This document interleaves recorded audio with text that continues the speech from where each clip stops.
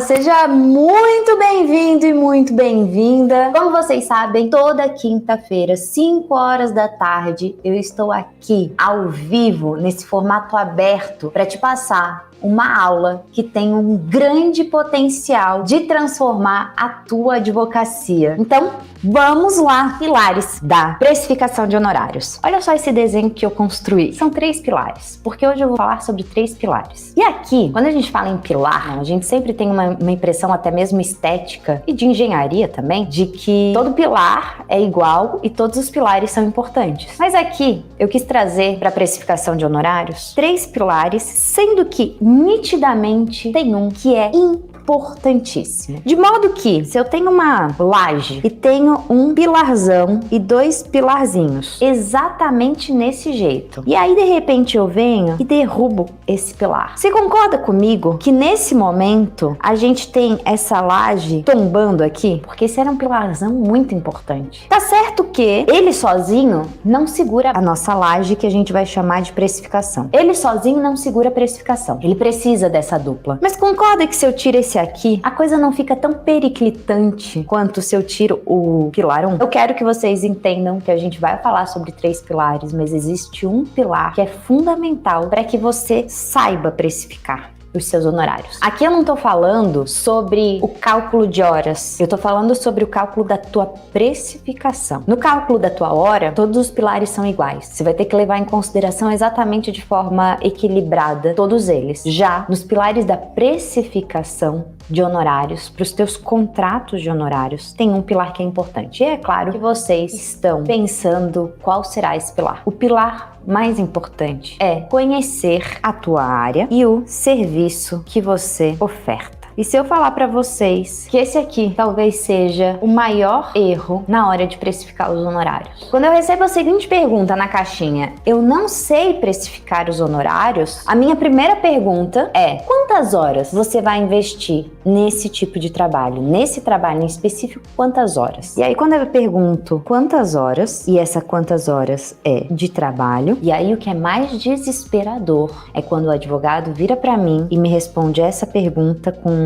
não sei. Quando a pessoa vira para mim e me responde que ela não tem a menor noção de quantas horas ela vai gastar para realizar aquele trabalho, isso significa que ela não sabe o que precisa ser feito. Porque se soubesse o que precisa ser feito, ela conseguiria facilmente chegar a um ponto médio de horas. É claro, tudo na vida tá cheio de imprevistos, não é à toa que por várias e várias vezes sentamos aqui nas aulas de quinta-feira ou até mesmo nas lives do café de terça-feira lá no Instagram e conversamos sobre os imprevistos. A vida tem imprevistos, o existir tem imprevistos, a vida em sociedade tem imprevistos. Obviamente que a nossa advocacia também nos trará diversos imprevistos, frequentemente nas demandas dos nossos clientes. Mas se eu não consigo sequer calcular a quantidade de horas, exceto os imprevistos, é porque eu não sei o que eu preciso fazer. Quando eu te pergunto, Gabriel, manda para mim uma proposta de divórcio extrajudicial. Há quem venha e fale assim: eu não quero saber da quantidade de horas, eu quero saber a quantidade de patrimônio que a Mariana e o Marcos têm para pegar um percentual aqui desse patrimônio e assim calcular os meus honorários.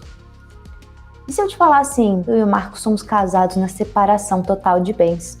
E de fato, eu já falei várias vezes, é o nosso regime de comunhão. Se não tem bens então, e a tua fórmula de cálculo de honorários é essa, logo ficou de graça meu inventário. Foi justamente por isso, não, mentira, que eu e Marcos fizemos nesse regime. Tá vendo que não faz sentido? Que não é a forma adequada? Porque é um exemplo simples, numa possibilidade não rara, eu quebro esse cálculo aqui. Eu vou mostrar para vocês agora. Você vai pegar 2 colunas. Aqui a quantidade de horas, aqui a tarefa. E lá em cima você vai escrever divórcio extrajudicial. E aí você vai começar a planilhar o passo a passo daquela demanda. Vamos fazer um divórcio extrajudicial agora? Vamos. Primeira tarefa, reunião com cônjuges. Segunda tarefa, análise de documentos. Terceira tarefa, elaboração da estratégia. Quarta tarefa, validação com o casal. O que é essa validação? Elaboração da estratégia. Quem vai ficar com o quê? Aqui esse casal vai ter bens a partilhar. Esse imóvel, aquele imóvel vai extrapolar a meação, validou com o casal. Aí, talvez tenha tido uma meação desproporcional. Não vai ficar 50% para cada um. Acontece que um dos cônjuges vai ficar com 60 e outro 40. Então, esse excedente de meação é uma quantidade ali que vai ser tributada. E aí vai pagar que tributo? ITCMD. Em alguns estados tira uma das letras e fica ITCD. Aqui em Minas se chama ITCD. Então, meação desproporcional. 6. Declaração do ITCMD. Elaboração da escritura. Validação da escritura. Assinatura. Assinou a escritura? Leva para onde? Cartório de registro da pessoa civil. Para, de fato, dar a averbação na certidão de casamento daquele casal. Tinha patrimônio? Levar essa escritura para o registro de imóveis, para fazer a transferência da propriedade imobiliária. Ou seja, eu sei, e olha que eu não faço divórcio extrajudicial, e eu sei do início ao fim tudo que precisa ser feito. Mas Mariana, e se não tem uma declaração? O que eu quero te dizer é que é importante que você saiba a média que você usa em cada uma dessas situações. Se eu paro para pensar, quanto tempo eu demoro para fazer uma reunião com os cônjuges? Ah, Mariana, isso é muito difícil. Não, não é muito difícil. Se você sempre faz reuniões com cônjuges, é claro que vai ter um cônjuge que em 1 hora se resolve, outro em 3 horas se resolve, outro em 2, outro em 2, outro em 3, e aí de repente você tem uma média. E aí você vem aqui falar, é uma média de 2 horas. Pode ter mais? Sim, pode ter mais, mas você tem aqui uma média. Análise de documentos. Se tem um imóvel, eu vou demorar um tempo. Se tem 2 imóveis, eu vou demorar outro tempo. Se tem 3, eu vou demorar outro tempo. Então, isso aqui é proporcional à quantidade de documentos. Então, quando a pessoa vem e me fala, eu tenho 10 imóveis a partilhar com meu companheiro, com meu cônjuge, logo, eu vou ter uma quantidade de horas proporcional para 10. É claro que eu demoro muito mais tempo analisando documento de 10 imóveis do que analisando documento de 1 imóvel. Então, eu vou ter uma média que, quando a pessoa me fala, eu já sei. Olha, eu demoro 1 hora para um imóvel, mas não necessariamente 1 hora por imóvel. Então, eu vou gastar mais ou menos em 10 imóveis, 5 horas de análise. Para elaborar a estratégia, eu vou demorar 2 horas. Quando eu valido com o casal, é também mais ou menos essas 2 horas. Teve meação desproporcional nesse caso em específico? Não. Então aqui não vai ter hora. Essa parte aqui das horas, você precisa ter a média e aí você pode incluir mais uma coluna, que é horas na média e aqui horas variáveis. Nessa terceira coluna, você vai colocar os valores de horas, a quantidade de horas daquela proposta. Então essa é uma coluna que sempre estará em branco, porque é um tipo de coluna que eu vou preencher no momento em que eu estiver pensando na proposta de honorários que eu enviarei.